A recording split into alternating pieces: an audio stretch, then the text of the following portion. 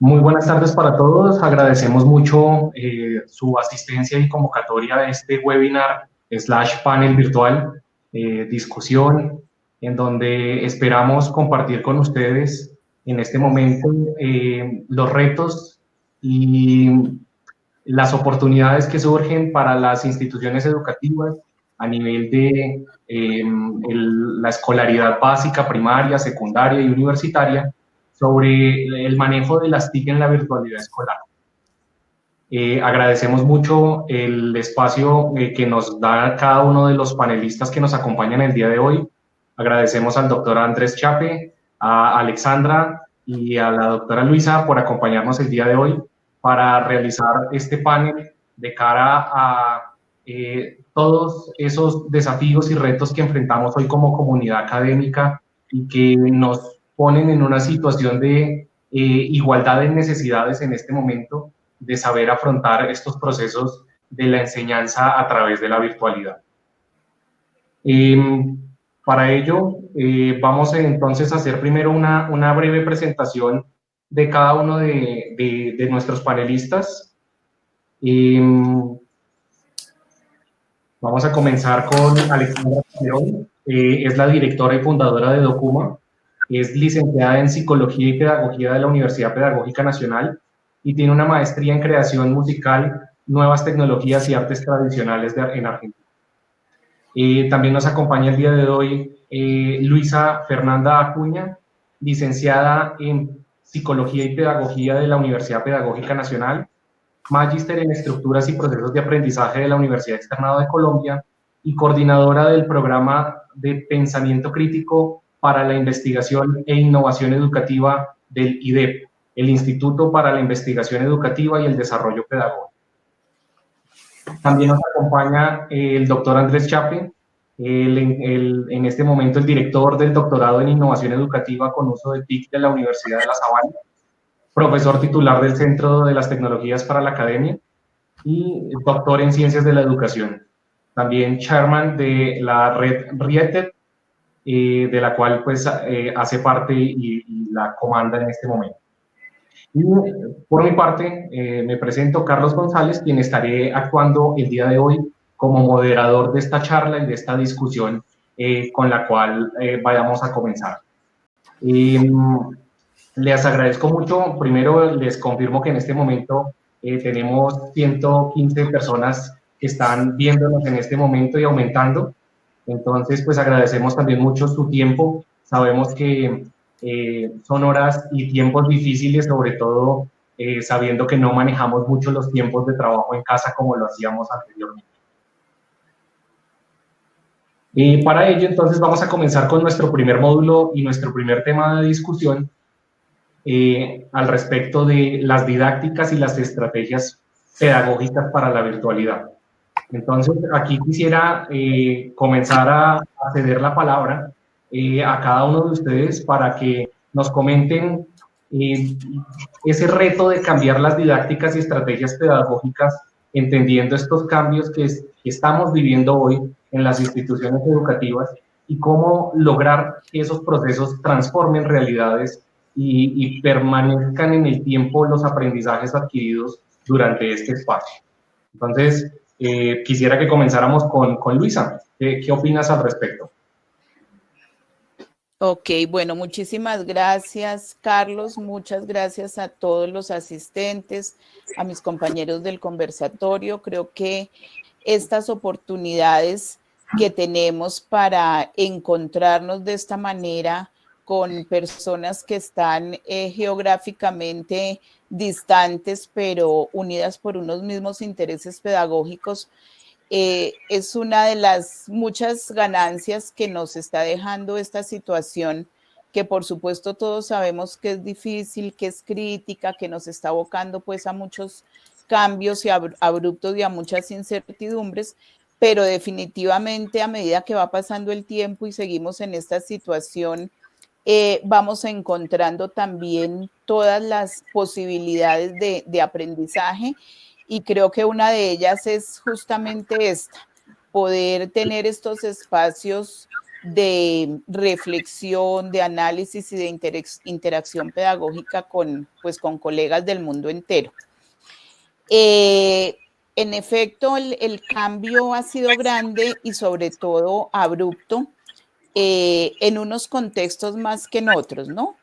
Yo tengo la oportunidad, dado mi ejercicio profesional, de estar como profesora, soy también profesora de la Universidad de La Sabana, entonces como profesora de una institución privada en Colombia, que bueno, ya mi compañero Andrés Chiape les contará mucho más acerca de la universidad, pero digamos en donde tenemos muchos recursos y una trayectoria importante en el tema de uso de recursos tecnológicos, tanto como apoyo a la presencialidad como a la virtualidad. Entonces, digamos, un cambio en un escenario en donde hay pues ya toda una trayectoria y una preparación, si bien amerita reconfigurar algunos aspectos didácticos, de todas maneras no implica unas rupturas y unos cambios tan grandes. Pero también en mi trabajo en el sector público, con profesores de colegios oficiales aquí de Bogotá, pues sí vemos que ha sido un cambio abrupto y que ha generado, pues en muchos casos también situaciones difíciles y situaciones críticas, pues teniendo en cuenta que realmente no había una preparación o por lo menos no de una manera homogénea para este cambio a la virtualidad y en muchos casos ni siquiera la virtualidad porque no se cuentan necesariamente los estudiantes en todas las familias no cuentan pues con todos estos recursos tecnológicos. Entonces ha habido que crear muchas estrategias, muchas y variadas estrategias para lograr pues que realmente como es el eslogan y el lema que la educación no pare, ¿no? Que la educación siga. Entonces hay cambios grandes, cambios en las didácticas, en las estrategias, en las formas de interacción, en las maneras de relacionarnos. Hace poco hablaba yo con una profesora del distrito y decía, en un mes hemos tenido que aprender el uso de herramientas tecnológicas que no habíamos aprendido en los últimos 4 años por diferentes razones, porque no lo veíamos necesario, porque no nos habíamos abocado a una situación de este estilo. Entonces, claro, eso ha constituido un reto y una oportunidad grande, pero por supuesto también muchas dificultades. Yo pienso que habría que analizar aquí todos los cambios que se han dado a nivel de las didácticas, de las estrategias, de las formas de comunicación, de las maneras de relacionarnos con los estudiantes y por supuesto que hay heterogeneidad, hay diferencias marcadas pues desde las posibilidades de conectividad que tienen los estudiantes, los grados de escolaridad. Es diferente pensar en estrategias didácticas para estudiantes en secundaria, por ejemplo, o en universidad, que pensar en niños de preescolar. Entonces hay muchas variables que considero importantes analizar y que de hecho ameritan una indagación y una investigación a profundidad que nos lleve a comprender cómo se está reconfigurando realmente todo este proceso y estructura pedagógica en nuestro país y en el mundo entero. Nos preguntan desde el chat que cuál es la diferencia sustancial que existe entre las didácticas y las estrategias pedagógicas para la virtualidad respecto a las estrategias y didácticas que podemos llevar en la presencialidad. ¿Cómo nos puedes orientar ahí, Andrés?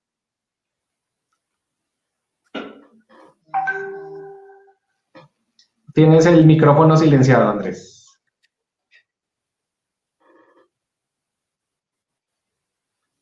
No, todavía lo tienes silenciado. Bueno, si quieres, mientras soluciona el problema de técnico, Andrés, ¿qué opinas de respecto a esta pregunta, Alexandra?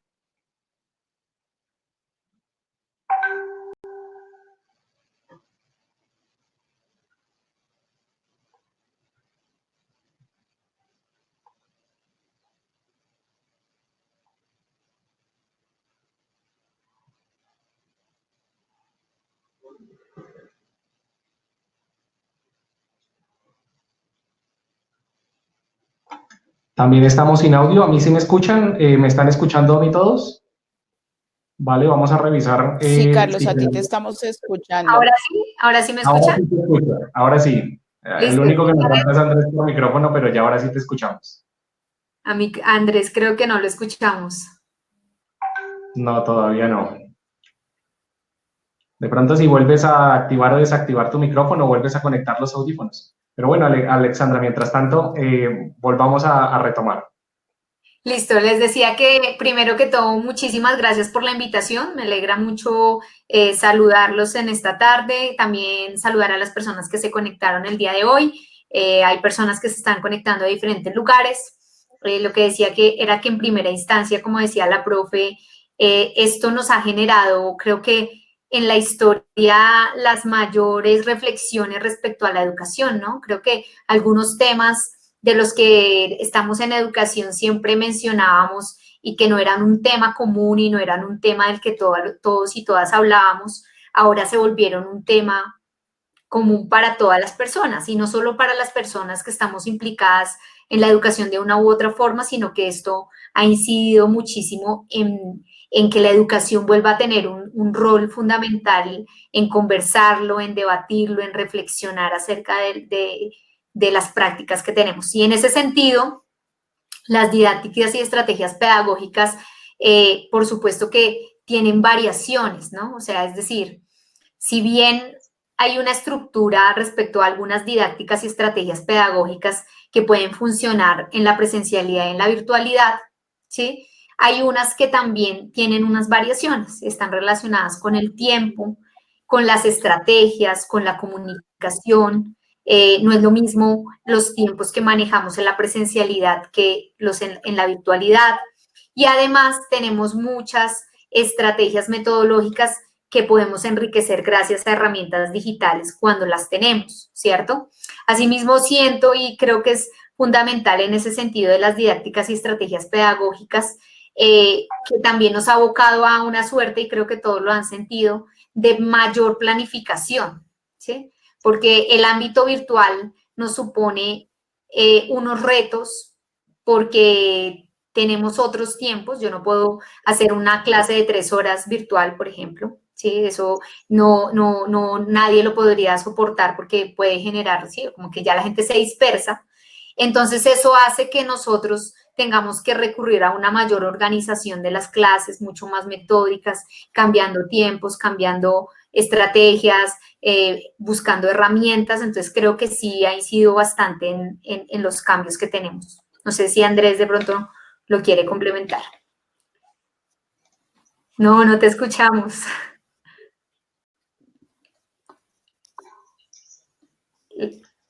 La única sería que salgas y vuelvas a entrar. Sí. Sí, para retomar el audio de Andrés, mientras tanto. Hay otra pregunta que nos hacen desde el chat y es, ¿cómo involucrar a los papás en este proceso de formación? Porque hasta el momento los papás sí hacían parte de los procesos de seguimiento y control en los colegios y en las universidades, pero ahora se vuelven un factor relevante dentro de estas estrategias pedagógicas que estamos involucrando de cara a la formación virtual o a esta formación en línea, ¿no? Aló. Ya te escuchamos ahora sí. Qué bueno. Listo. Bueno, ¿en qué estamos? Entonces, les comentaba, y de pronto para que Andrés nos ayude, ¿cómo ves el proceso de los papás dentro de estos procesos formativos, en donde anteriormente no tenían un rol presencial dentro del aula de clase, en esos procesos de enseñanza-aprendizaje que tenían de cara al papá, al profesor, perdón, y que ahora están involucrados en una mayor medida en esos procesos dado que están en la casa? Bueno, al respecto, digamos que lo que habría que resaltar, el elemento de análisis de esta situación, Carlos, y contertulios y asistentes al webinar, es que la gran diferencia en la circunstancia en que estamos ahora es en la obligatoriedad. Es decir, eh, familias educando en casa ha habido hace mucho tiempo. Eso no es un asunto que surgió ahora por la crisis del COVID. De hecho, en las investigaciones que hemos hecho en los últimos años hemos visto un incremento notable en el número de familias que han tomado la decisión de educar a sus hijos en casa. Es decir, esto no es nuevo, ¿sí? Hay un montón de niños que desde hace muchos años se están educando en casa. La gran diferencia de lo que estamos viviendo ahora es que hay un montón de familias, bueno, todas en este caso, para los cuales una enorme fracción está obligada, no ha tomado la decisión. Y cuando uno toma una decisión para educar a los niños en casa, pues uno está preparado para eso. Cuando uno toma una decisión consciente, sabe a lo que se está enfrentando, toma la decisión porque está preparado en casa y tiene los espacios, tiene los recursos, tiene el tiempo, tiene la disposición. Y, digamos, hay organizada una cierta estructura de apoyo para la formación de los niños en casa. Pues esta situación, la gran diferencia es que pues estamos todos obligados a hacerlo. Y en ese orden de ideas, pues surgen la gran mayoría de las crisis que se están viendo en este momento, que yo diría no son para nada insalvables. Es que, digamos que hay una cierta sensación de que vamos para el abismo y mentiras. Es que hay una cierta situación que uno tiene que superar y tiene que acomodarse y tiene que reconocer que estamos en una situación de contingencia que no sabemos cuánto va a durar, pero que eventualmente vamos a durar y que probablemente vamos a salir de ella y vamos a salir fortalecidos, tal como lo dijo Luisa, pero igual hay que considerar que esto es un asunto que igual hay que afrontar. Pero igual la gran mayoría de las familias no estaba preparadas. Y los colegios tampoco. ¿Bien? Porque ese es otro punto que yo iba a mencionar antes de que se me fuera el audio en la primera intervención. Es que en este momento hay una gran discusión de, bueno, ¿cómo es que vamos a hacer esta educación virtual? ¿Cómo la vamos a hacer de calidad? ¿Cómo hacer para que funcione? Y pareciera que se nos olvidara que nosotros hemos estado haciendo educación virtual desde mediados de los 90. Esto no es un asunto de hace un mes. Bien, el asunto es que lo venimos trabajando en un contexto distinto, sobre todo, en el contexto de la educación superior, sobre todo, aunque hay algunas instancias, hay muchos colegios, digamos, que funcionan de manera virtual desde hace también muchísimo tiempo. Entonces, pareciera que se nos olvidó que sabemos cómo hacer esto, ¿sí? Pero el punto es que lo que nos toca en este momento es hacer un proceso urgente de transferencia, porque, listo, algunas instituciones hemos hecho durante mucho tiempo esto y lo hemos hecho bien. Hay una evidencia muy larga de formación de personas a lo largo de todos estos años que dan crédito a la calidad que tiene la educación en línea, que le sirve más a unas personas y no le sirve a otras. Desde luego, esas cosas hay que ponerlas también en consideración.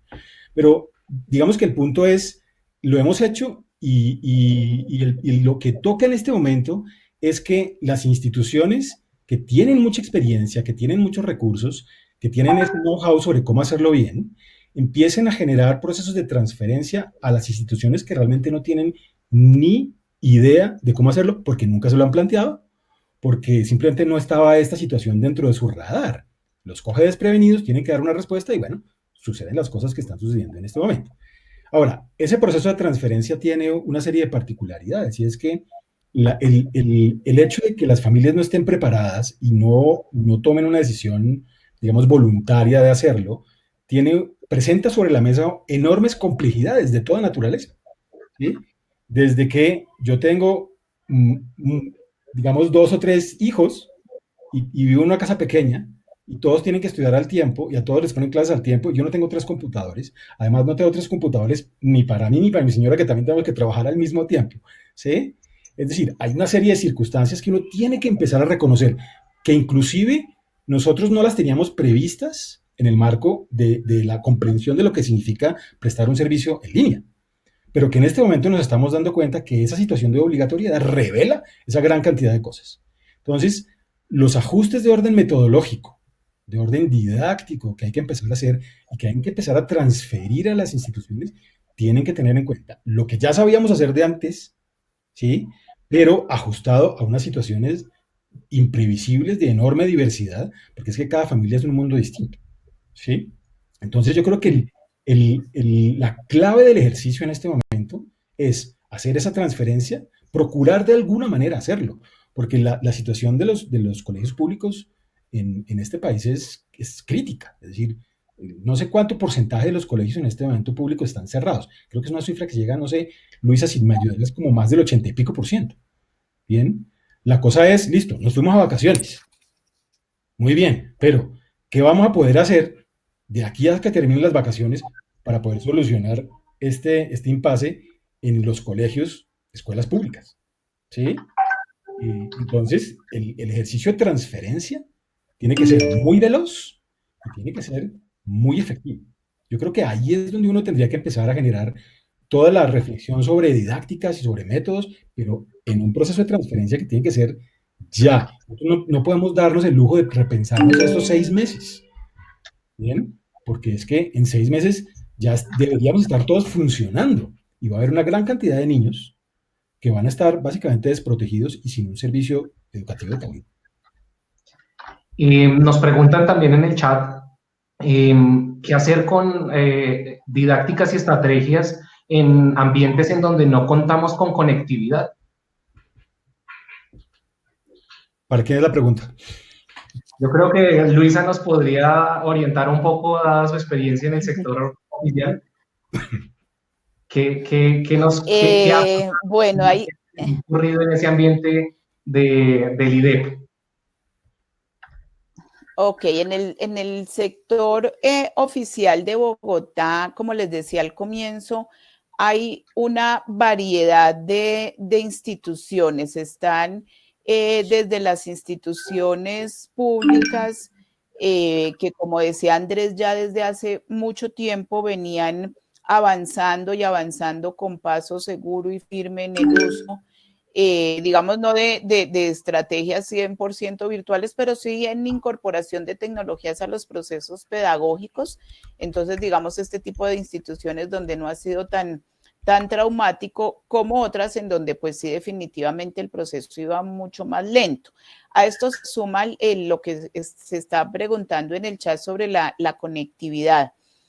En Bogotá se ha implementado, bueno, y en toda Colombia, pero hablo de Bogotá, pues que es el sector que tengo más cercano en mi ejercicio, la estrategia Aprende en Casa, que va desde el uso de herramientas, estrategias muy sofisticadas para estudiantes y profesores que cuentan con todos estos recursos y, por supuesto, competencias, hasta estrategias que nos hacen recordar todo aquello de la educación a distancia utilizando radio y televisión, el uso de videos que están haciendo los profesores en el IDEP. Estamos en el proceso de analizar y evaluar videos que los profesores están elaborando para como una estrategia posible de llegar a sus estudiantes de manera no sincrónica, dando explicaciones, haciendo usos de unas secuencias didácticas muy interesantes. Uso de las redes sociales, uso del teléfono, de WhatsApp, es decir, se ha puesto realmente también al servicio de estos procesos educativos toda la creatividad que tienen los profesores para poder llegar a los estudiantes.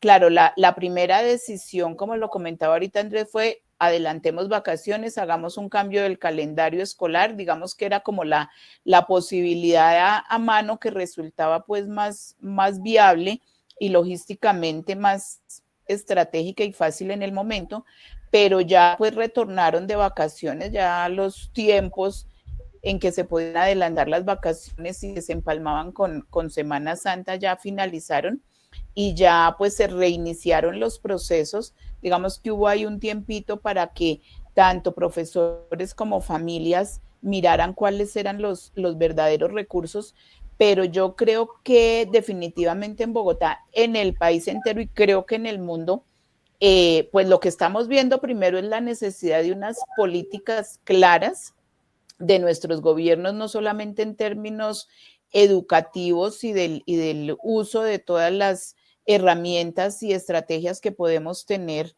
mediadas por tecnologías, sino políticas sobre la conectividad. Es decir, yo creo que esta crisis nos está llevando definitivamente a ver la importancia de que en todos nuestros países, en América Latina por lo menos, los gobiernos den una mirada a la importancia y a la necesidad de estar conectados y de poder hacer uso de todo lo que nos ofrecen las tecnologías. Pero con la realidad que tenemos, creo que se ha hecho uso y se ha echado mano de todo y los profesores han mostrado todas esas posibilidades creativas, como les digo, que en este momento tenemos. Sí, Alexandra, cuéntanos. Yo quisiera ahí complementar algunas cosas como en la misma línea que nos comenta la profe, y es en un sentido, digamos, las personas que nosotros venimos trabajando como maestros en este momento de diferentes lugares de Latinoamérica, de Centroamérica, de diferentes contextos, y lo que hemos empezado a analizar es que es principalmente las redes de maestros, ¿sí? Las redes de maestros están jugando un papel fundamental en este momento. Las redes de maestros, las organizaciones, como todas esas personas que se están organizando, que entre ellos mismos están generando búsqueda de formaciones, búsqueda de herramientas, y es impresionante, inclusive en contextos rurales donde sabemos que no hay conectividad, digamos como esa sincronía y esa colaboración que se está generando para dar soluciones, ¿sí? Inclusive en algunos casos se ha empezado, y que me parece muy valioso, se ha empezado a reactivar todo el tema de las radios comunitarias, de las radios locales, e inclusive en muchos lugares muy apartados donde no hay, digamos, son muy lejanos un punto entre el otro, el perifoneo, un montón de estrategias que habíamos dejado un poco de lado en el tiempo, ¿cierto? Como que ya decíamos, bueno, eso hace parte de antes, cuando aprendíamos la alfabetización por medio de la radio, de Sutatensa, ¿no? Acá en Colombia, que además fue un referente a nivel internacional, pero creo que eso ha sido súper valioso, y sobre todo, como siguiendo la línea de mis compañeros, creo que es fundamental. Los procesos de formación para los maestros en este momento son muy importantes, procesos que sean muy específicos y muy organizados, porque también hay una suerte como de demasiada información. Entonces yo creo que las herramientas que más necesitan son procesos muy organizados y específicos que puedan guiar ese proceso. Y en ese sentido también, respecto a metodologías, conocer de qué se trata el flip, el blended, o sea, como herramientas muy específicas que pueden ayudar en ese proceso, y como dice Andrés, que sea muy rápidamente para poder sortear esta situación dependiendo de las necesidades y realidades de cada uno. Bueno, ese comentario, Alexandra, nos da pie para entrar a un segundo tópico que quisiéramos tratar en esta discusión, y es tanto las herramientas como las competencias digitales, ¿vale? Una cosa es tener un computador, una conexión a Internet, pero otra cosa es saberlo usar para enseñar y para aprender. Entonces, aquí, ¿qué de esta coyuntura nos implica un reto? ¿Qué de esta coyuntura nos implica una oportunidad, teniendo en cuenta estos dos elementos? ¿Qué opinas, Andrés?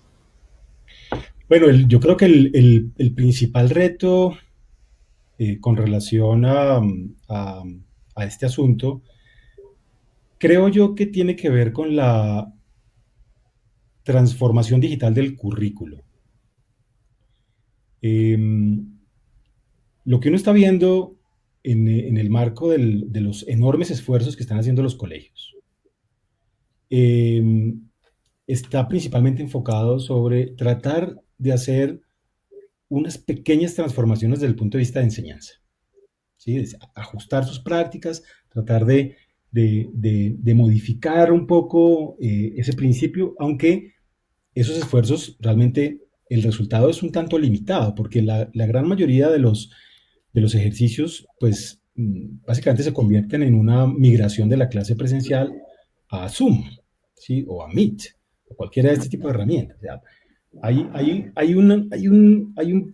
digamos, un intento de acomodarse a un entorno distinto, pero hay una tradición detrás que pesa un montón, que nos impulsa a tratar de perpetuar ese esquema que sabemos que funciona muy bien en presencialidad, tratar de replicarlo a virtualidad. Entonces, allí hay un reto grande en materia de, vamos a transformar un poquitico el asunto de enseñanza. Pero más allá de eso, si nosotros no logramos hacer una transformación de orden curricular hacia la digitalización, una transformación digital del currículo, los esfuerzos por tratar de transformar los procesos de enseñanza se van a ver truncados con que no hay un soporte en términos de contenido y de herramientas de soporte que permita que esas propuestas que vayan naciendo y consolidándose tomen vuelo y realmente terminen consolidándose.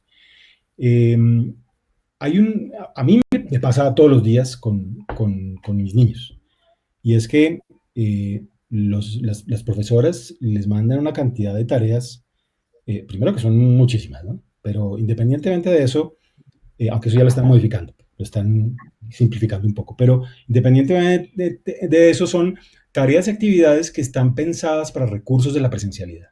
Entonces a mí me mandan un PDF y yo tengo que imprimirlo, ¿sí? Para que Sofía, una de mis niñas, pueda, digamos, resolverlo impreso. Me toca tomarle una foto y mandársela por correo al profesor. Son pequeños intentos de ir sobrellevando ese tipo de transformación, tratando de ajustar un poco herramientas y ese tipo de cosas, para lograr una continuidad en el desarrollo de competencias. Este tipo de propuestas que, digamos, yo las veo de manera positiva porque son intentos de acomodarse a ese entorno. Pero estas alternativas se ven truncadas porque el currículo no está pensado para desplegarse de forma digital. Y lo que nosotros tenemos por delante son todavía meses en los que los niños probablemente van a estar todavía confinados, ¿sí? Y eso implica que hay un grueso paquete del currículo que va a tener que estar soportado en herramientas digitales, ¿sí? Entonces, yo creo que tenemos allí un reto grande, ¿no? Una transformación del currículo que esté pensado para un entorno digital, no pensado para una presencialidad y acomodado a lo que yo pueda hacer en casa con medios digitales, que son dos cosas distintas, ¿sí? Entonces allí es un tema grande. Eso requiere contenido y requiere herramientas que permitan, digamos, soportar un cambio paradigmático ahí. Y lo otro es, el tema de competencias digitales ya se venía trabajando en los colegios, ¿sí? Y en las universidades también. De alguna manera, lo que está empezando a suceder es que, como es deseable, el tema de competencias digitales está saliendo de las áreas de tecnología, ¿sí?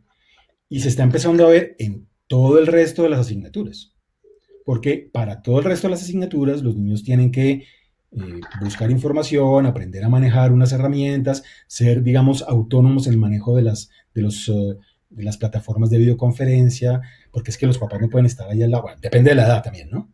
Una cosa es tener un pequeñín de 4, de 5, o de 8, o de 16, ¿no? Es muy distinto.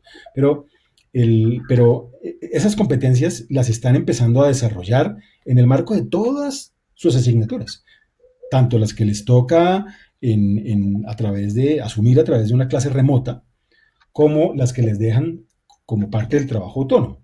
Todas esos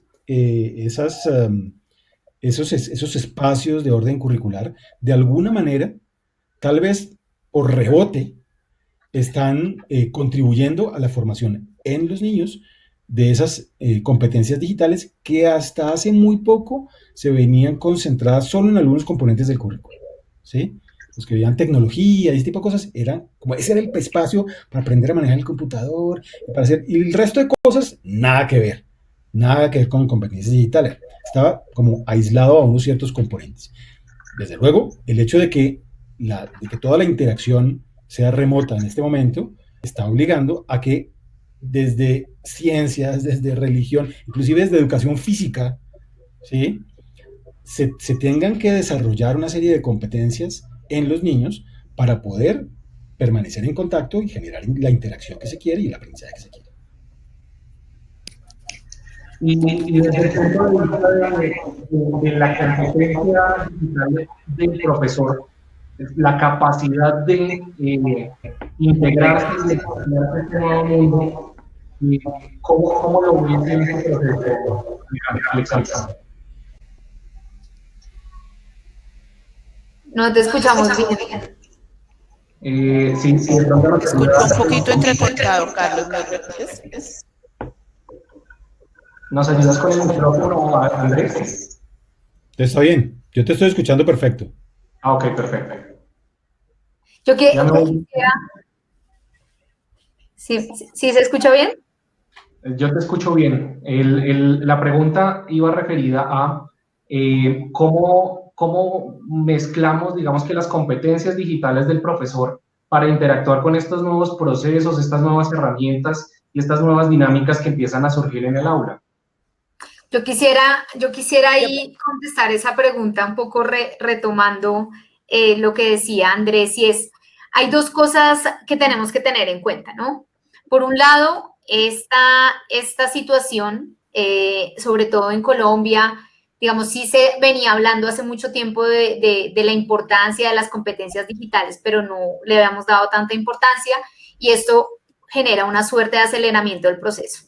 Y eso está haciendo que los que tienen acceso a Internet estén o haciendo esa transición, como dice Andrés, de pasar lo presencial a lo virtual sin hacer uso de las herramientas porque no las conocíamos. Y hay otro sector de docentes que están empezando a investigar y a adquirir esas competencias digitales y a conocer nuevas herramientas y a incorporarlas dentro de sus clases, ¿no? De una forma muy interesante, de una forma muy creativa muchos. Creo que además, y estoy convencida que el factor principal, como lo hemos dicho, pues ha sido la creatividad y va a ser la creatividad que tengamos y que hemos podido desarrollar. Pero hay algo que me parece que es fundamental, que va más allá en el sentido que dice Andrés, y es, sí, ahorita tenemos una contingencia y esto va a hacer que pues están haciendo las cosas bien, mal, más o menos, como se puede, ¿cierto? Cada uno y cada una creo que siempre dando lo mejor desde el lugar y desde el rol que desempeña.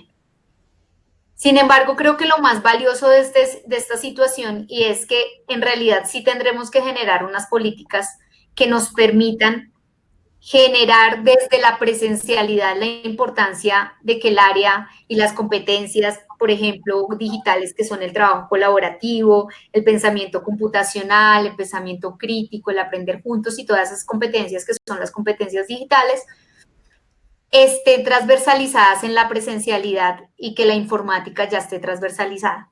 Y por otro lado, que asistemos en la presencialidad, haya un uso de herramientas digitales constante, ¿sí? Haya un uso de proyectos con uso de TICs, lo que le llamamos educación digital, que esté transversalizada. Pero eso nos va a suponer también algo muy importante y creo que ese es un reto que tenemos en toda Latinoamérica y que tenemos en todo lado, y es la formación permanente a los docentes, ¿sí? Y el acompañamiento en esos procesos de aprendizaje, porque como ustedes saben, uno puede tomar inclusive una formación muy buena, pero en 6 meses ya esa formación ha cambiado, ¿sí? Las herramientas han cambiado, los sistemas ya no funcionan. Entonces, justamente por eso es muy importante que la formación sea constante y que haya un acompañamiento de esos maestros para que poco a poco puedan ir complementando esas metodologías presenciales con herramientas que vayan fortaleciendo esas competencias digitales y que vayan fortaleciendo su ejercicio docente. Que una vez, si se hace esto y sucediera otra vez algo, o sea, como en este momento que estamos, sería mucho más fácil porque uno ya habrá adquirido esas herramientas poco a poco, ¿cierto? Entonces creo que ahí hay un reto muy importante y que eso tendrá que, creo que es una alerta para el mundo, ¿no? Y es cómo esto se convierte en una práctica cotidiana y cómo esto lo vamos a empezar a gestionar para crear sistemas que realmente acompañen y que no sean por momentos y que sea, ¿cierto? Sino que sea un acompañamiento constante a los maestros, a las instituciones, y que eso haga parte del ADN de los currículos, porque también se tendrá que transformar el currículo para que contemple esa flexibilización de la que tanto hemos hablado, de las áreas, de trabajo por proyectos, de todas esas cosas que no son nuevas, de las que hablamos mucho, pero que estas situaciones no las ponen en juego así como al frente y nos dicen sí, o sea, sí es importante que eso se flexibilice. Ok. Yo quisiera, Carlos, Carlos, ¿me escuchan? Sí, sí, sí. Perfecto. Ok, perfecto. Yo quisiera también agregar o complementar algunos aspectos de los que ya mis compañeros han planteado, haciendo un llamado que yo creo que antes de pensar en las herramientas y competencias digitales, tenemos que pensar es en los procesos pedagógicos. Cuando nosotros hablamos de la flexibilización curricular que amerita esta situación que estamos viviendo, yo creo que estamos abocados a ver que esta situación nos está llevando a ver o a ratificar que la escuela, la educación en general, la institución educativa necesitaba transformarse. Hemos estado tal vez ciegos, anquilosados en seguir con unas prácticas pedagógicas tradicionales que definitivamente, más allá del uso de tecnologías o de virtualidad o de coronavirus, no estaban dando respuesta a las diferentes y múltiples formas de aprender.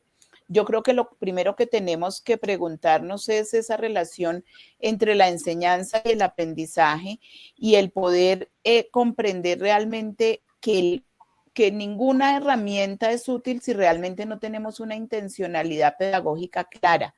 Si no hemos pensado cómo se configuran estos procesos pedagógicos, didácticos, comprendemos que definitivamente nuestros estudiantes hoy en día aprenden de maneras diversas. Entonces, recordar que en todo proceso pedagógico, en toda práctica pedagógica, hay tres elementos fundamentales que son la planeación, la intervención, es decir, la práctica o el desarrollo mismo, y la evaluación. Y que si nosotros tenemos una intencionalidad clara en cada uno de estos momentos y hacemos una práctica reflexiva, pues vamos a entender que, por un lado, nuestros estudiantes tienen diferentes formas de aprender y, por otro lado, el uso o el estar abocados en este momento a situaciones de no presencialidad y más adelante seguramente a situaciones en donde tenemos que estar conjugando la presencialidad y la no presencialidad, nos lleva a pensar allí sí en otras herramientas y en el desarrollar otras competencias, pero creo que el norte no pueden ser las herramientas, el norte tiene que ser el proceso y la intencionalidad pedagógica que nos lleva a pensar allí sí en otras herramientas y en otras estrategias didácticas. Entonces, claro, por ejemplo, aula invertida, aprendizaje basado en problemas, pedagogía a partir de la pregunta y muchas otras estrategias pedagógicas nos son supremamente útiles en momentos como estos, en donde, como dice Andrés, no se trata de dar ahora una clase igual a como lo haríamos en la presencialidad, una clase magistral, pero ahora mediada por una pantalla, sino a configurar otras interacciones pedagógicas. Entonces, las estrategias existen, pero lo principal es saber qué es lo que queremos y qué tipos de aprendizajes, de competencias, de habilidades y procesos queremos desarrollar y fortalecer en nuestros estudiantes. Cuéntanos, Andrés. Quiero complementar algo de lo que dijo Luis ahora. Y en este momento estamos ante una oportunidad de oro para tratar de hacer una transformación, digamos, estructural del sistema, en términos del fortalecimiento de la autonomía. Nuestro sistema educativo, digamos, por tradición, es un sistema que no fomenta el ejercicio de la autonomía de los estudiantes. La autonomía es una facultad del ser humano y se desarrolla mediante su ejercicio. Y resulta que desde pequeñines a nosotros nos llevan de la mano, nos conducen y nos dicen qué, cuándo y cómo aprender. Y eso es así desde preescolar hasta doctorado. Bueno, hasta doctorado no tanto, pero sí hasta posgrados, ¿sí? Y eso es un reflejo de que el sistema no considera que el desarrollo de la autonomía es un componente vital en el desarrollo personal. Que no lo activa, ¿sí? No lo entiende, no lo procesa, no lo permea en el marco de su propia estructura. Si nosotros estamos abocados a continuar por un periodo prolongado o al menos, digamos, cíclico en ejercicios de educación en casa, vamos a tener que procurar el desarrollo no solamente de competencias digitales, sino de autonomía en los estudiantes, porque estos entornos requieren de unas capacidades para tomar decisiones, para ejecutar, para autorregularse, para autogestionar una cantidad de cosas desde casa, ¿bien? Y la gran mayoría de nuestros estudiantes simplemente no tienen unos niveles de autonomía para esto desarrollados. Eso quiere decir que parte de la transformación que tiene que empezar a darse desde los colegios y desde el sistema tendría que estar en función de permear el desarrollo de la autonomía a través del currículo. Más allá de darle importancia al desarrollo de competencias digitales, que son muy importantes, desde luego que sí, pero una persona muy competente digitalmente, pero que no sea capaz de autorregularse o de autogestionar sus propios procesos, va a estar siempre en una condición de precariedad frente a su aprendizaje. Ok, listo, muchas gracias. Respecto a este tema en particular, ¿alguna anotación adicional a Alexandra y Luisa? Sí, yo creo que lo que acaba de decir Andrés es sumado a lo que mencionó Alexandra en términos de uno de los procesos que definitivamente tenemos que fortalecer, creo que tanto en profesores como en estudiantes, es el pensamiento crítico. Se habla mucho ahora de pensamiento crítico y desde diferentes connotaciones, perspectivas teóricas, etc. Pero el pensamiento crítico uno podría sintetizarlo de pronto atrevidamente, pero yo creo que son 3 habilidades que no pueden faltar, que son, uno, la capacidad de resolver problemas, es decir, la toma de decisiones, la resolución de problemas para llegar a tomar decisiones y con ello fortalecer procesos tales como decía Andrés ahora, esa autonomía, la creatividad, es decir, el buscar recursos, hacer uso de recursos.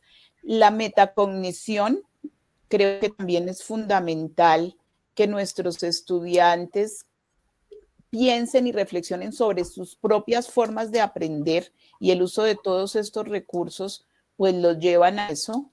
Y el análisis y con es búsqueda de información, selección de información, poder realmente desarrollar procesos críticos frente a su propio aprendizaje y por supuesto también en los maestros. Entonces, insisto en que el desarrollo y la perspectiva y la intencionalidad pedagógica y del tipo de pensamiento que queremos fortalecer es el que va a determinar los recursos y estrategias didácticas mediadas por tecnologías. Bueno, para entrar a un tema que estaban esperando todos en el chat, y es la evaluación en la coyuntura.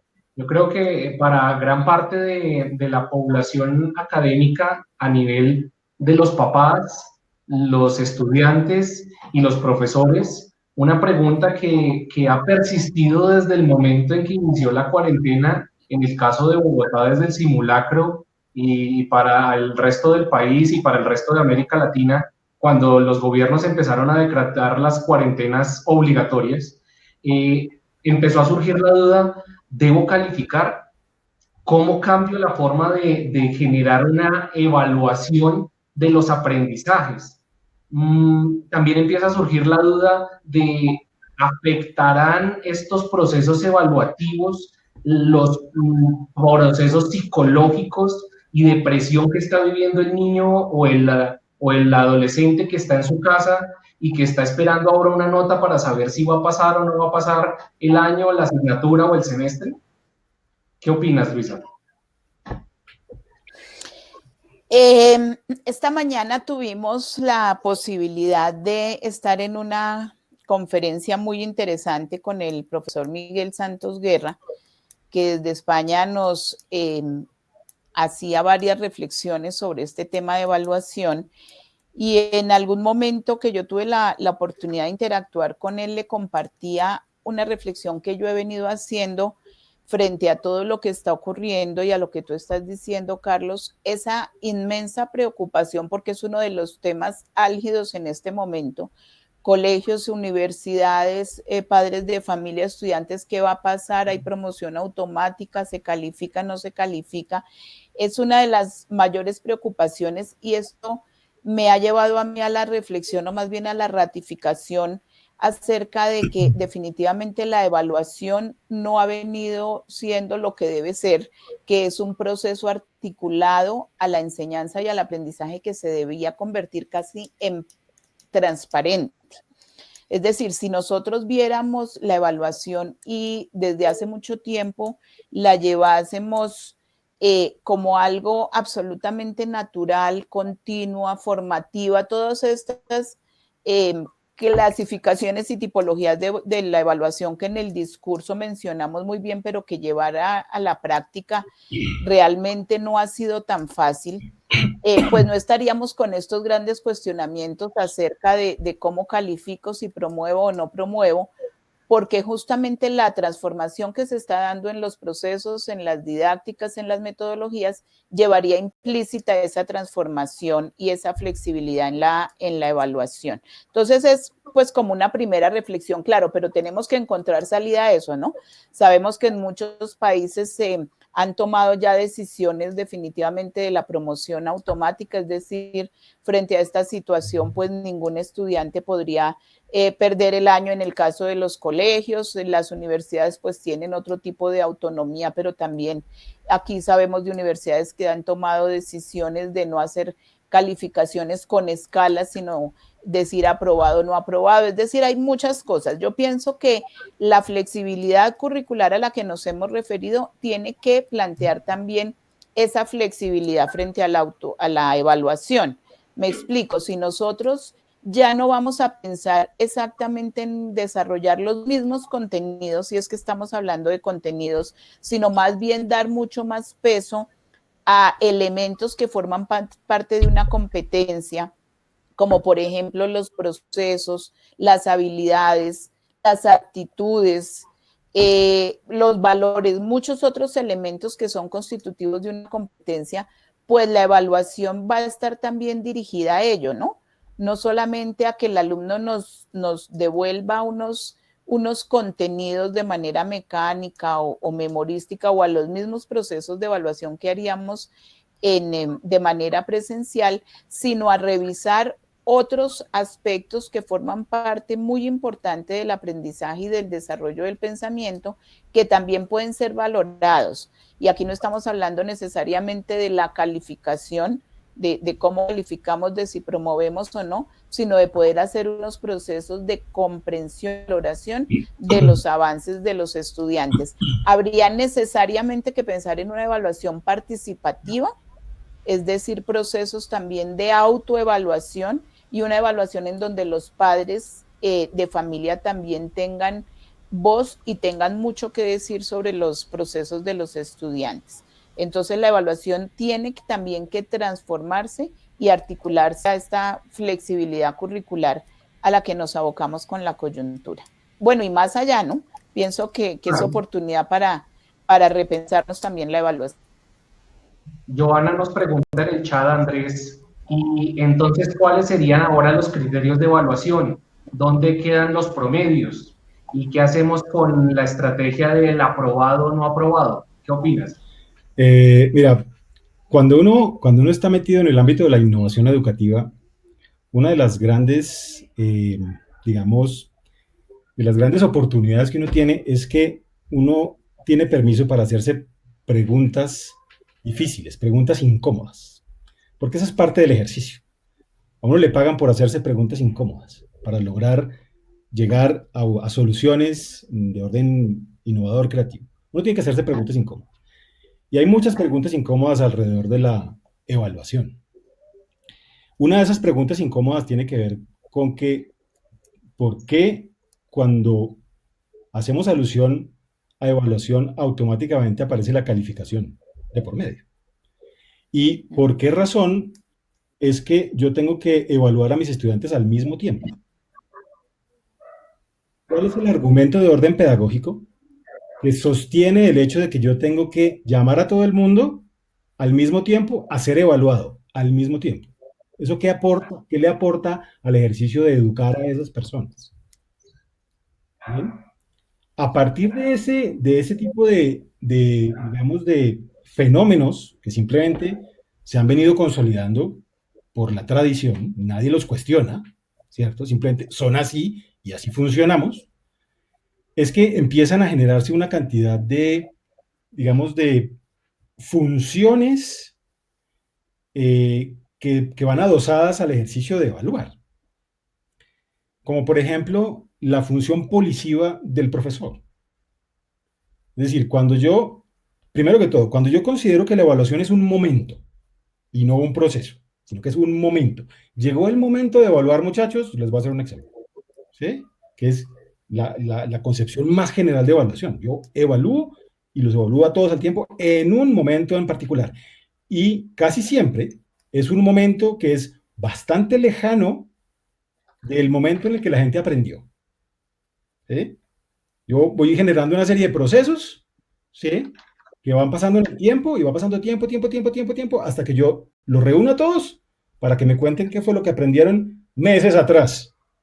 ¿Sí? O sea, pareciera que ese momento es una excusa para que me demuestren de una forma un tanto artificial lo que aprendieron, porque no me lo están demostrando en el momento en el que lo aprendieron, o como producto de algún tipo de proceso que yo pueda evidenciar.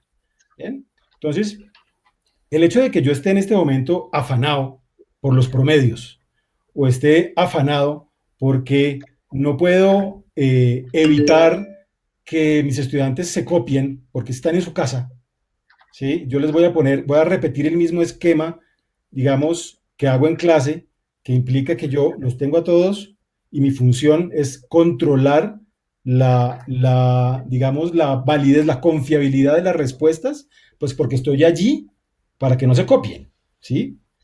Y entonces, si yo quiero repetir ese mismo esquema en el orden de la virtualidad, pues voy a tener un tremendo dolor de cabeza. Porque en la virtualidad están todas las condiciones dadas para que yo no pueda ejercer ese tipo de control. ¿Bien?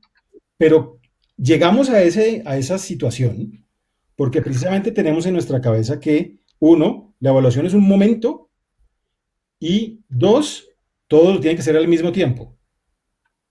¿Sí?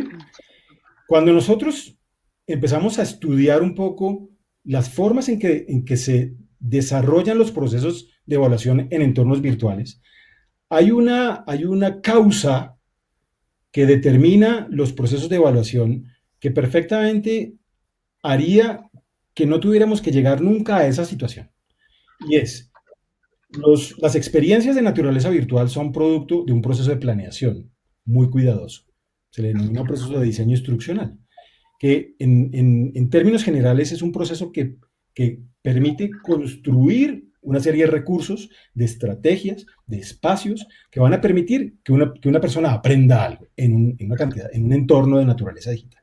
Y eso implica que hay una estrategia que va a articular una serie de actividades de aprendizaje. El aprendizaje se da en el marco de un proceso y ese proceso es una articulación de actividades que van persiguiendo unos ciertos objetivos, que están articulados todos en función de unos objetivos grandes o de unos resultados esperados de aprendizaje grandes. Si yo tengo un espacio virtual pensado de esa manera, que es producto de un ejercicio de coherencia curricular muy bien organizado, que tiene una serie de actividades que están organizadas en el tiempo, cada actividad es una oportunidad para evidenciar el aprendizaje. De tal manera que si yo tengo un conjunto de actividades, tengo un conjunto de evidencias que yo puedo valorar en el momento en el que la evidencia se presenta. Yo no me tengo que esperar un mes y medio después para preguntarle qué fue lo que aprendió hace un mes. Yo simplemente hago una valoración del aprendizaje manifestado por el estudiante en el momento en el que lo manifiesta, cuando participa en una actividad, cuando evidencia un desempeño. Yo voy haciendo valoraciones de esas evidencias que se van dando a lo largo del cumplimiento de una estrategia que está pensada como una articulación de actividades. Si yo pienso un entorno virtual de esa manera, yo no voy a necesitar hacer un examen periódico. ¿Para qué? Yo tengo una serie como ya lo he mencionado, de evidencias de los aprendizajes que puedo ir valorando. Y la valoración general, pues es el conjunto de esas pequeñas valoraciones que van sumándole al desarrollo y digamos, a la evidencia de unos logros allí, digamos, expuestos. De tal manera que es pensarse un poco que la evaluación tendría que darse de una forma distinta, que yo ya no voy a tener que estar preocupado porque voy a hacerles un examen de preguntas de selección múltiple para que no se me copie, entonces lo voy a poner con tiempo, todos de afán y restricción con una cámara. Eso no tiene realmente ningún sentido, ¿sí? Eso es perpetuar el mismo esquema policivo de la presencialidad. ¿Bien? Entonces, aquí tenemos una enorme oportunidad de repensar el proceso evaluativo muy distinto, más como un proceso de seguimiento y de valoración constante, no hacer exámenes constantes, no, es proponer unas actividades de aprendizaje y valorar su resultado. Y a medida que uno va haciéndole seguimiento y valoración al desarrollo de todo ese conjunto de actividades, tú vas teniendo un conjunto de valoraciones que te dan una radiografía real, en vivo, de los aprendizajes que se van dando con los estudiantes. Muchas gracias. Hay una pregunta que probablemente no puede dar luces. Creo que por tanto, el audio, Andrés, si nos puede suspender un segundo, ya, perfecto, ya mejoró. Hay dos preguntas que quisiera fusionar para que nos ayudaras, Alexandra, a responder. Y es, ¿qué hacer con esos estudiantes que ni en la presencialidad han tenido la vocación o el deseo de aprender? Que van al salón, no escuchan, no atienden, y pues ahora con este proceso de la virtualidad se nos vuelve aún más complejo, porque si no me paraban bolas estando en el salón de clases, ahora ¿cómo hago para que estén un poco más enganchados desde la virtualidad o en estos procesos de educación a distancia? ¿Y qué otra pregunta?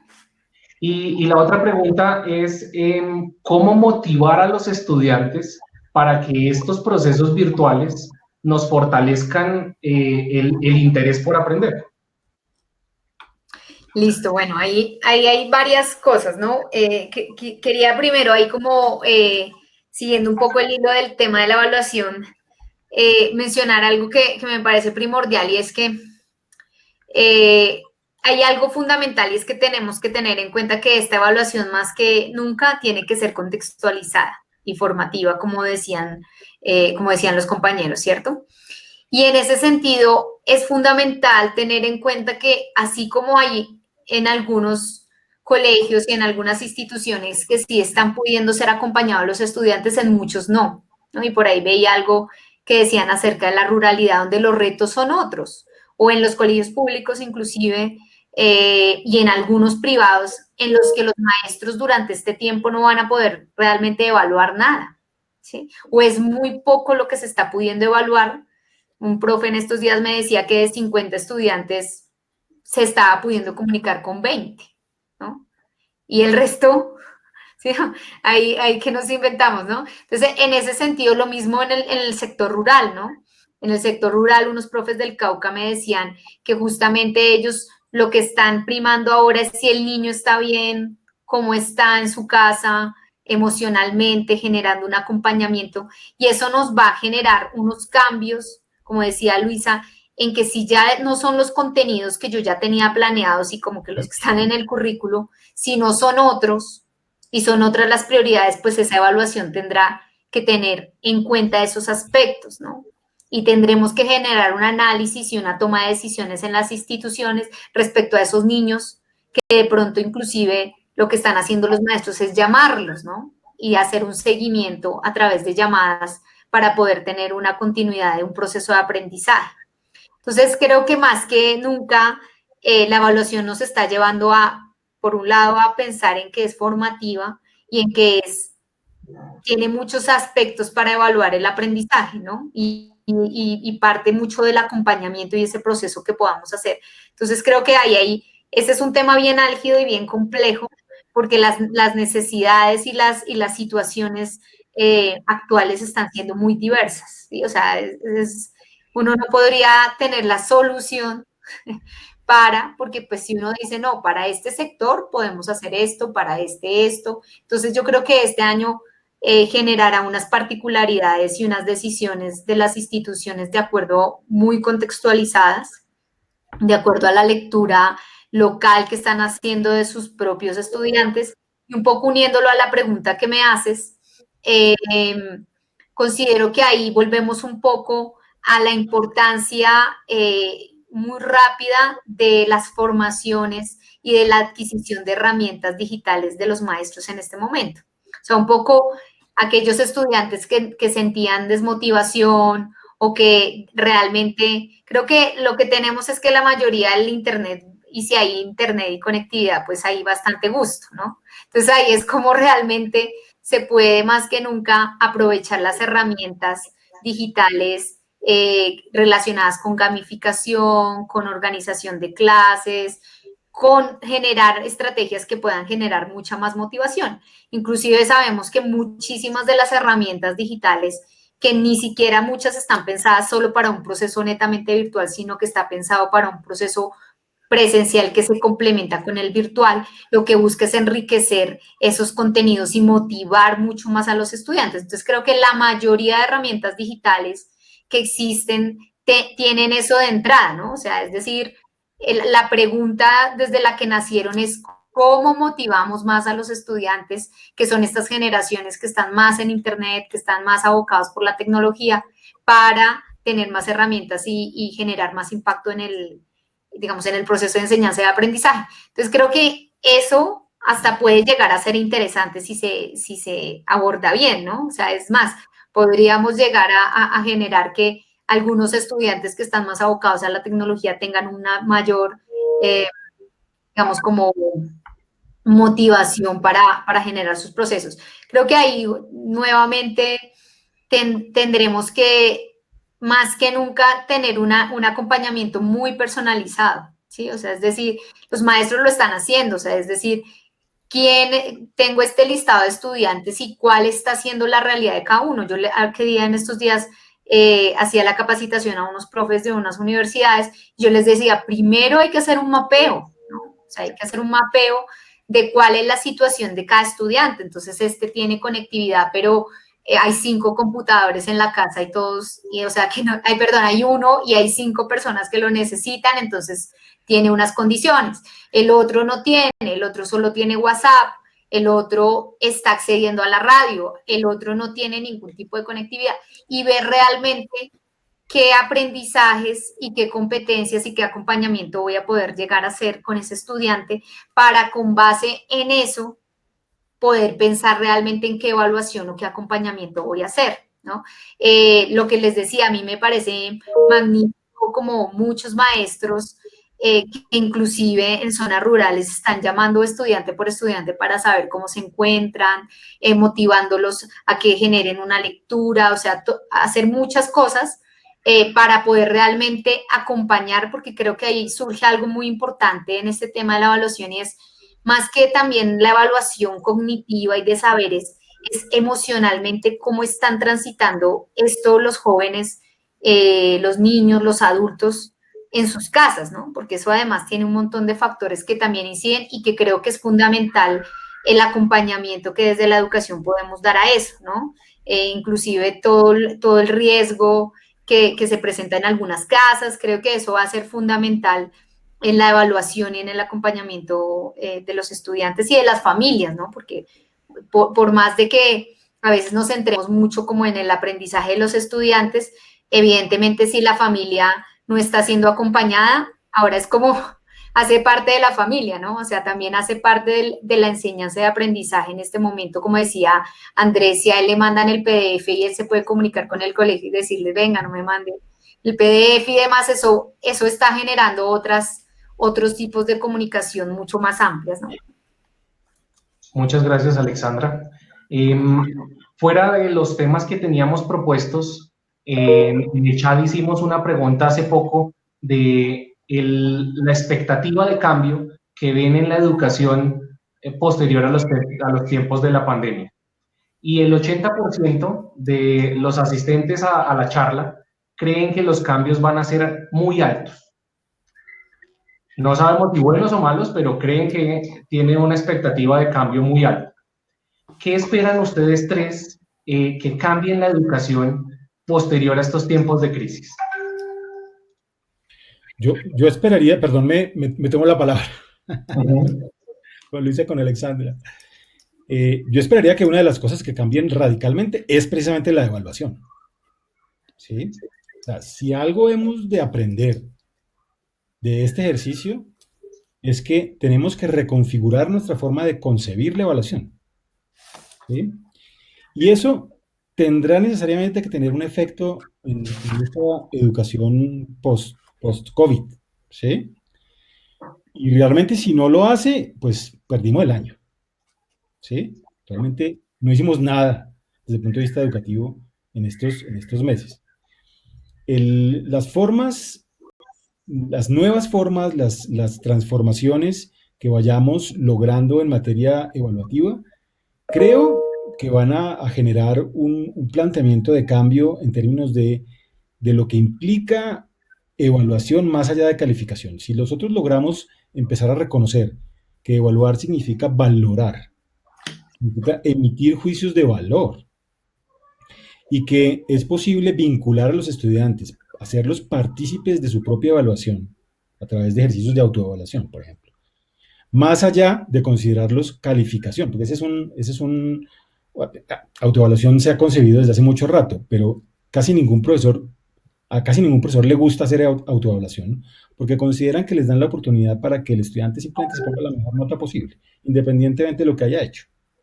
Pero esa es una concepción, digamos, absolutamente simplista de lo que es autoevaluar. Porque uno cuando le dice al estudiante, autoevalúate, no le está diciendo autocalifícate. Si uno empieza a concebir la evaluación como la emisión de un juicio de valor, lo que uno le está pidiendo al estudiante cuando le dice autoevalúate es emite un juicio de valor sobre tu aprendizaje. Y eso de alguna manera tiene que conllevar a procesos muy interesantes de metacognición, que cada estudiante al estar abocado a responder eso, yo tengo que emitir un juicio de valor frente a lo que yo aprendí, pues empiece a darse cuenta de cómo es que aprende mejor y lo que aprendió y lo que no aprendió y qué dejó de aprender y una cantidad de cosas de orden metacognitivo que son realmente muy potentes. Yo esperaría que los grandes cambios se den en materia de evaluación y, desde luego, en función de la misma enseñanza. Una de las cosas que decía Luisa de la conferencia de Miguel Ángel Santos Guerra de esta mañana, en la cual yo también estuve presente, de forma remota, desde luego, es que evaluación y enseñanza se autoafectan, ¿sí? Se afectan entre sí, ¿sí? Autoafectan no significa nada, se afectan entre sí, ¿sí? La forma como se enseña afecta a la forma como se evalúa y la forma como se evalúa afecta a la forma como se enseña. Si de alguna manera nosotros salimos fortalecidos de esta crisis en materia de considerar otras formas de evaluación, legitimar otras formas de evaluación, tratar de apartar un poco el concepto de evaluación de la promoción, que ese es otro asunto que es tremendamente nocivo para el concepto mismo de evaluar, el que la evaluación esté pegada a la promoción, ¿sí? Si nosotros logramos descentrar la evaluación de esos elementos a los cuales está adosado, ¿sí?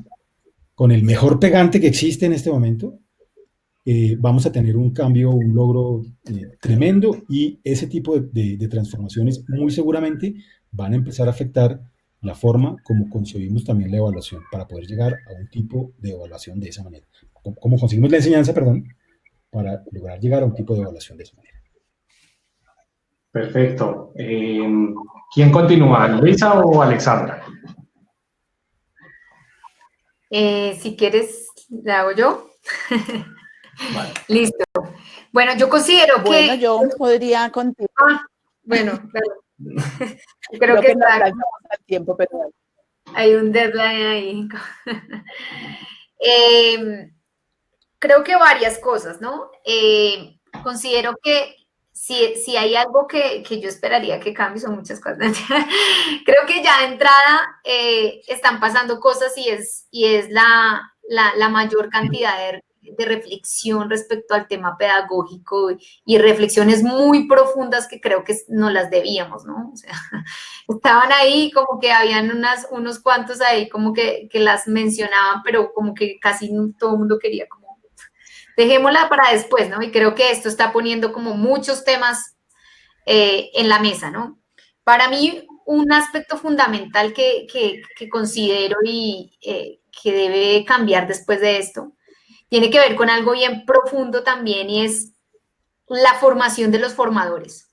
Es decir, la responsabilidad que hay respecto a las nuevas generaciones de formadores, ¿sí? Porque yo creo que ahí hay una suerte de cuando ya uno está, digamos, el docente que ya está en ejercicio de formarse, actualizarse y todo eso, pero creo que ahí hay una instancia antes que es fundamental tener en cuenta, y es cuando ese docente inicia su formación para ser docente, ¿sí? Es decir, un chico de 16, 17 años, que además cuenta con el tiempo y con las ganas y con un montón de cosas para formarse en todos esos aspectos que son fundamentales, ¿no? Y creo que ahí va a haber una responsabilidad muy grande respecto a la formación de los formadores, respecto a los currículos, y eso es bien, los currículos actuales de la formación de formadores, ¿sí? Porque eso es como si uno ya está, es como si un doctor ya está operando y le dijeran, venga, pero es que venga que se me olvidó enseñarle cómo se opera esta parte, venga que lo voy a sacar de su ejercicio para que venga y aprenda, digamos. Hay una parte que sí considero que es fundamental, que es la actualización. Es así, creo que es pertinente y es fundamental siempre, ¿no? O sea, la tiene que hacer uno siempre. Pero hay una parte que tiene que ver con esas bases, ¿sí? Esas bases de cuando alguien ingresa para ser docente, o inclusive profesionales que vienen de otras áreas, pero después terminan siendo docentes, respecto a las competencias, respecto a esas reflexiones profundas de la educación y respecto a toda esa formación que lleva tiempo además, ¿no? O sea, por eso ahorita, por más de que los profes se pongan a buscar todas las herramientas habidas y a ver, ¿sí? No da el tiempo, ¿no? O uno en su ejercicio ya docente, pues no le da el tiempo de estarse actualizando tanto. Entonces creo que eso es una reflexión que creo que será fundamental, ¿sí? Y que tendrá que marcar una pauta, porque creo que además es una reflexión pendiente de actualización de la formación de los formadores y de los futuros formadores, ¿no? Eso creo que es algo que es fundamental y que además son generaciones que no estamos teniendo en cuenta, que son generaciones que ya son nativos casi todos digitales. O sea, es decir, un chico de 16, 17 que entra a una universidad viene con otra impronta respecto a la tecnología, y es muy importante tener en cuenta todos esos aspectos.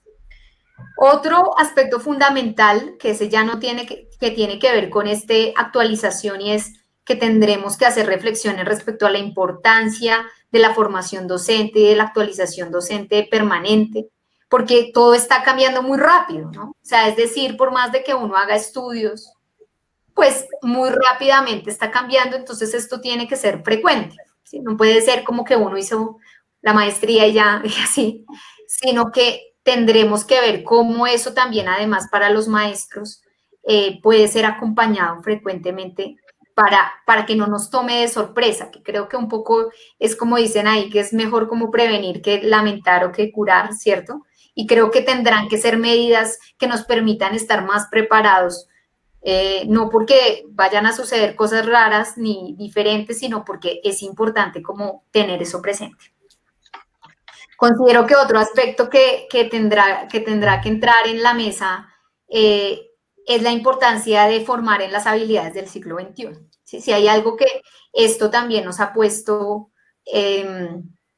así como por encima, y es que sí veníamos hablando mucho de las habilidades del siglo XXI y demás, pero el pensamiento crítico, el pensamiento, la resolución de problemas, la creatividad, el trabajo en equipo y todo eso se está poniendo mucho más evidente. Inclusive en estos tiempos que hablamos justo de la evaluación, en que uno no puede evaluar solo los contenidos, pues son esas habilidades las que más tendremos que fortalecer.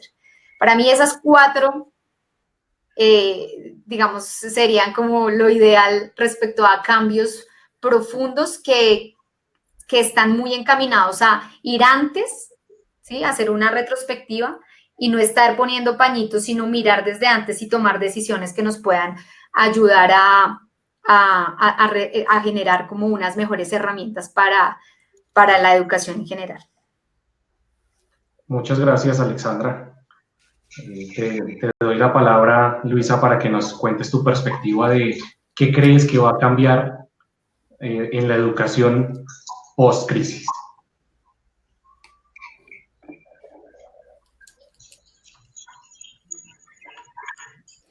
Bueno, yo tengo la esperanza de que cambien muchas cosas.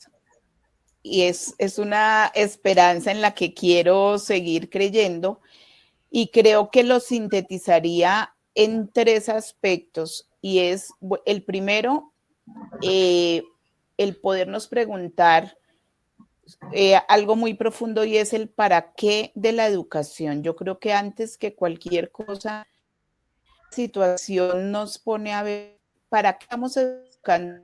Seres humanos realmente son los que queremos. Una situación tan imprevista como la que estamos viviendo está poniendo en juego la posibilidad de convivir con nosotros mismos, de conocernos a nosotros mismos, de tenernos tolerancia, de mirar a nuestro interior, la posibilidad de resiliencia, de flexibilidad, de cuidarnos, de cuidarse a sí mismo para poder cuidar a otro. Yo creo que lo primero que hay que poner justamente sobre la mesa es el para qué estamos educando y qué clase de seres humanos estamos educando. Que más allá de los contenidos y las competencias y todos estos aspectos tan importantes sobre los que estamos discutiendo hoy, en una situación como la que estamos viviendo se pone en acciones el ser, más que el saber y más que el hacer, es el ser. Entonces creo que la educación tiene que volver su mirada a lo fundamental, que es el interior del ser humano, el afecto por sí mismo y por los demás, que es lo que nos da la posibilidad de vivir y superar triunfantes una situación como la que estamos viviendo. Entonces, sería lo primero. La pregunta sobre el ser y sobre el papel que tiene la educación en esta formación de seres.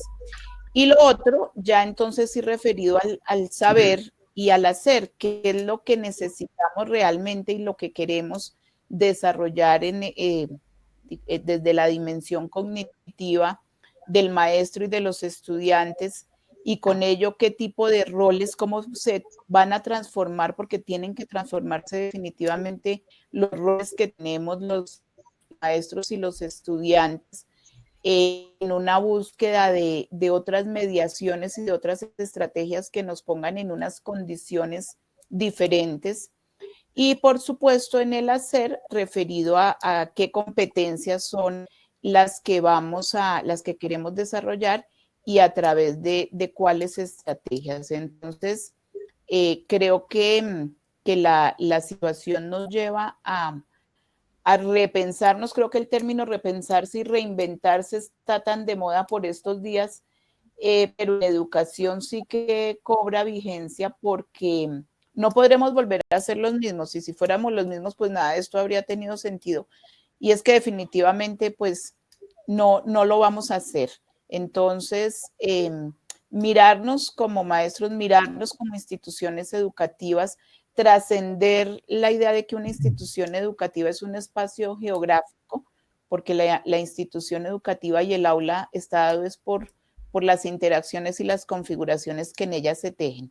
Creo que todo esto son aspectos y reflexiones muy profundas que se están dando y que van a quedar, porque aquí lo importante justamente es lo que va a pasar después y la sostenibilidad y proyección y perspectiva que todos estos cambios pueden llegar a tener.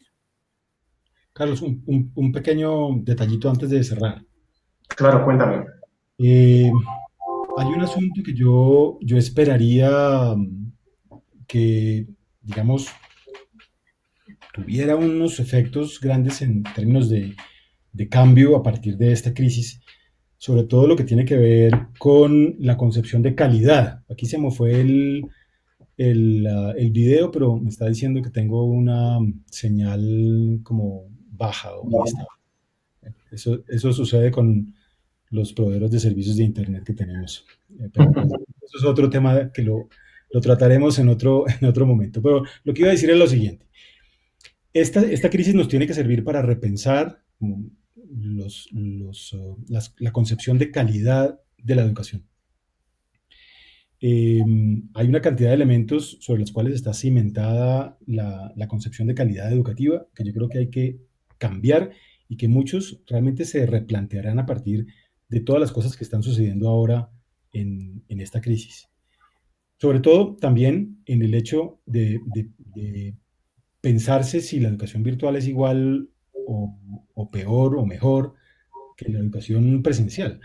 Inclusive una de las preguntas que surgía del chat tenía que ver con si las estrategias virtuales podían considerarse iguales que las presenciales, etcétera, etcétera. Hay una cantidad de papás que están considerando el seguir pagando las matrículas de los hijos porque consideran que lo que están recibiendo es de menor calidad que lo que recibían en la presencialidad. Por hecho, hay una serie de situaciones que cuando salgamos de todo este ejercicio deberían estar resueltas en términos de calidad educativa. Y al respecto, hay que considerar que ni virtual ni presencial son condiciones de calidad. Uno no podría, digamos, dar respuesta a una pregunta de ¿la educación presencial es mejor que la virtual? Eso realmente no tiene mucho sentido. Y son de las cosas que tendrían que estar resueltas después de todo lo que está pasando ahora. Pues porque es que hay educación presencial buena, regular y mala. Y hay educación virtual buena, regular y mala. La educación virtual no es la virtualidad no es condición de calidad, así como la presencialidad tampoco lo es. Entonces, si nosotros somos capaces de descentrarnos un poquitico de esa comparación en que presencialidad es el referente de calidad y virtualidad es lo que tiene que pelear contra ese referente, ¿cierto? Vamos a conseguir que la connotación alrededor de la construcción de experiencias de aprendizaje virtual sean mucho más abiertamente recibidas y mucho más integrables en el marco de un ejercicio de educación presencial. ¿Sí? Yo creería que desde el punto de vista de las instancias normativas, desde las secretarías y desde los ministerios, desde el Ministerio de Educación sobre todo, se esté en este momento ya considerando digamos, la política con relación a las condiciones de calidad de instituciones presenciales y de instituciones virtuales. Inclusive se están fomentando ahora proyectos de ley para la formalización de instituciones de naturaleza digital, cosas de ese corte, ¿sí? Que hasta el momento simplemente no se tenían en consideración porque no habíamos pasado por estas. ¿Bien? Entonces, el repensarse las condiciones de calidad educativa, el empezar a considerar unos espacios formalmente establecidos para darle también unas condiciones de calidad a estos entornos virtuales de la forma como se merecen los entornos virtuales, creería yo que va a ser una de las grandes ganancias educativas de esta crisis. Gracias, Andrés, por tu intervención. Siendo las 7 de la noche, quisiera decirles que Se nos ha agotado el tiempo que teníamos predispuesto para esta charla. Agradecemos mucho a los participantes, agradezco mucho a Luisa, a Alexandra, a Andrés por hacer parte de este panel, por abrirnos su agenda y su espacio para que en comunidad discutiéramos de algo que nos está preocupando a todos y que a veces estas situaciones de distancia pues no nos permiten comparar y discutir estas cosas en la situación que nos atañe en este momento. Yo solo hago 3 anotaciones que me parecieron muy importantes que encontramos en el chat, y es que esto nos demuestra que, y nos hizo visible que hay una desigualdad educativa. Nos mostró que no existen condiciones idénticas entre la ruralidad, la urbanidad, entre la educación pública y la educación privada en ciertos elementos. Y eso puede ser un factor muy interesante para el cambio. El segundo factor que rescatamos del chat es el involucramiento familiar. Es la primera vez que logramos hacer por obligación que el papá se involucre en los procesos de enseñanza-aprendizaje de sus niños. El tercero, y que es algo que hablamos en varias partes de la charla, es la flexibilización curricular. La importancia de empezar a pensar en cómo debe ser nuestra migración de un currículo fijo a un currículo flexible que nos permita adaptarnos en el tiempo. Y por último, el último punto es la blenderización o los procesos de mezclar la virtualidad con la presencialidad, que seguramente son procesos que van a ser tendencia en el futuro educativo de mediano y largo plazo.